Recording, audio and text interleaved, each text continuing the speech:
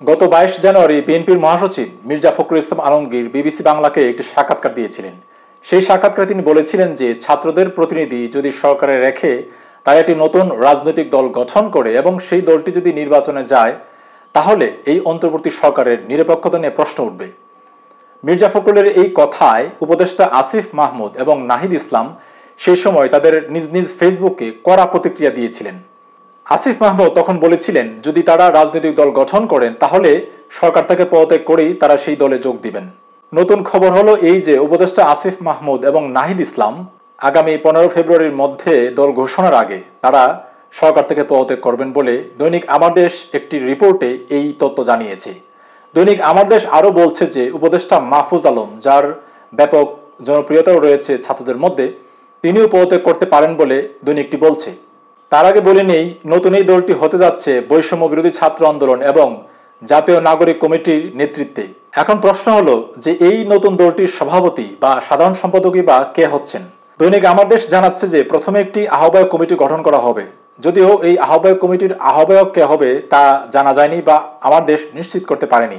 তবে আমার দেশ জানাচ্ছে যে নাহিদ ইসলাম সদস্য সচিব হিসেবে তাকে রাখা হচ্ছে এই নতুন এই দলের আহ্বায়ক কমিটিতে।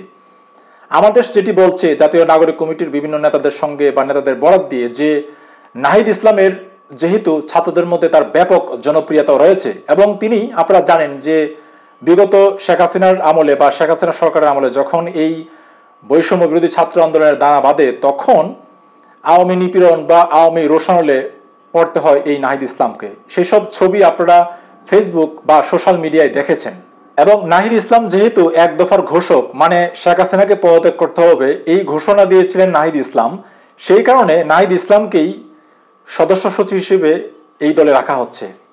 যদিও এই রিপোর্টে আসিফ মাহমুদ বা নাহিদ ইসলাম যে পদত্যাগ করতে যাচ্ছেন সে নিয়ে তাদের কোনো মন্তব্য বা স্টেটমেন্ট এই রিপোর্টে নেই, বা এই প্রতিবেদক মানে এই রিপোর্টের প্রতিবেদক আসিফ মাহমুদ বা নাহিদ ইসলামের সঙ্গে যোগাযোগ করেছেন কিনা যে তারা ফেব্রুয়ারির মধ্যেই পদত্যাগ করছেন কিনা সে বিষয়েও এই রিপোর্টে আসলে উল্লেখ নেই।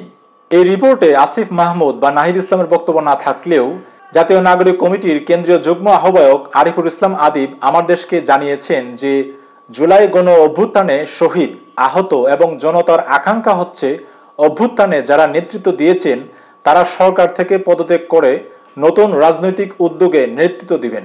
তাই সরকারে থাকা ছাত্র প্রতিনিধিদের প্রতি আমার আহ্বান থাকবে জনগণের আশা আকাঙ্ক্ষার প্রতি সাড়া দিয়ে নতুন রাজনৈতিক উদ্যোগে তারা যেন সামনে থেকে নেতৃত্ব দেন।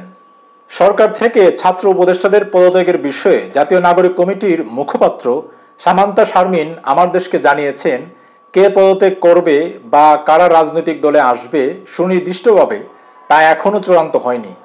আমাদের এসব বিষয় নিয়ে আলোচনা চলছে, তবে একটি বিষয়ে চূড়ান্ত সিদ্ধান্ত হয়েছে, যারা সরকারে থাকবে তারা রাজনৈতিক দলে যুক্ত হতে পারবে না। এই ক্ষেত্রে রাজনৈতিক দলে যুক্ত হতে হলে অবশ্যই সরকার থেকে পদত্যাগ করে আসতে হবে। অন্যদিকে নতুন এই রাজনৈতিক দলের গঠনতন্ত্র নিয়ে জাতীয় নাগরিক কমিটির সহ মুখপাত্র মুশফিক সালেহীন আমার দেশকে জানিয়েছেন দলের গঠনতন্ত্র কি হবে সেটা নিয়ে আমাদের আলোচনা চলছে। দেশের ও দেশের বাইরে বিশেষ করে বিভিন্ন দেশে গণ অভ্যুত্থানের মাধ্যমে যেসব রাজনৈতিক দল গঠন হয়েছে সেসব দলের গঠনতন্ত্র নিয়ে আলোচনা পর্যালোচনা আছে।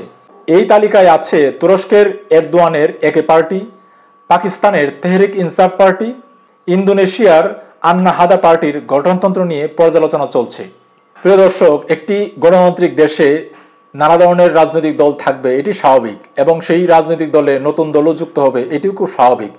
এই ছাত্ররা নতুন দল গঠন করছেন, এটি আমি মনে করি যে সাধুবাদ পাওয়ারই যোগ্য। তবে এটাও ঠিক যে বাংলাদেশের মানুষ রাজনৈতিক দল চয়েস করার ক্ষেত্রে নির্বাচনে আমি মনে করি যে তারা গোড়াপন্থী বা অর্থোডক্স। দেখা যায় বাংলাদেশে বিএনপি বা আওয়ামী লীগ মানে ধানের শীষ বা নৌকার বাহিরে মানুষজন সাধারণত ছিলচাপড় মারতে চায় না নির্বাচনে।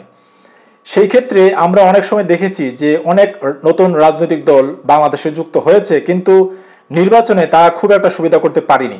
অনেক রাজনৈতিক দল বাংলাদেশে রয়েছে যাদের ঢাকায় বা কিছু কিছু জায়গায় তারা হয়তো নির্বাচনী আসন পায়, কিন্তু এর বাহিরে সাধারণত তারা সিট পায় না। সেই ক্ষেত্রে আমি মনে করি যে নতুন এই রাজনৈতিক দল যারা নিয়ে আসছেন তাদেরকে অবশ্যই রাত দিন তো খাটতে হবেই, এবং গতানুগতিক যে রাজনীতি তার বাহিরে গিয়ে তাদেরকে এমন কিছু রাজনৈতিক ফিলোসফি বা রাজনৈতিক দর্শন মানুষকে দেখাতে হবে এবং যেটি বাস্তব ভিত্তিক, মানুষকেও আমি মনে করি যে বাংলাদেশের মানুষ সাধারণত তাদের আস্থার জায়গা রাখতে বা তাদেরকে বিশ্বাস করাতে অনেকটা টাফ হয়ে যায়। আমি মনে করি যে বাংলাদেশের মানুষের মধ্যে, বহু মানুষের মধ্যেই এই পুরনো রাজনৈতিক দলগুলো নিয়ে তাদের একটা বিরক্তি ভাব আছে, কিন্তু অনেক সময় দেখা যায় যে তাদের কাছে অল্টারনেটিভ থাকে না বলেই তারা অনেক সময় নির্বাচনে ভোট দেন। সেই জায়গাটি আমি মনে করি যে অনেকটা বড় স্পেস আছে, যদি ছাত্ররা মনে করেন যে সেই জায়গাটা তারা দখল করতে পারবেন, সেই কারণে তাদেরকে সন্তর্পণে আগাতে হবে এবং রাজনৈতিক ফিলোসফি বা তাদের চিন্তা ভাবনা, রাজনৈতিক কাঠামো, রাজনৈতিক পরিসরে আলোচনাটাও সেভাবে আগাইতে হবে যেন মানুষ মনে করে যে না, তারা আমার কথাই বলতে আসছে।